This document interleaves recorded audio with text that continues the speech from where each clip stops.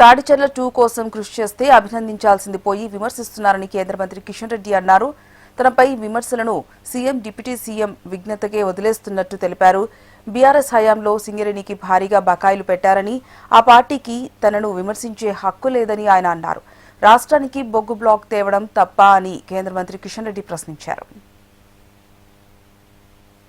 ఈరోజు సింగరేణి ఉన్నటువంటి సమస్యలను దృష్టిలో పెట్టుకొని ఒక తెలంగాణ రాష్ట్రానికే కాకుండా దక్షిణ భారతదేశానికి ఊపిరిగా ఉన్నటువంటి యొక్క బొగ్గు గనిని మనమందరం కూడా చేయూతను అందించాలనేటువంటి దృక్పథంతో నేను ప్రధానమంత్రి గారిని అనేక సార్లు మాట్లాడడం జరిగింది.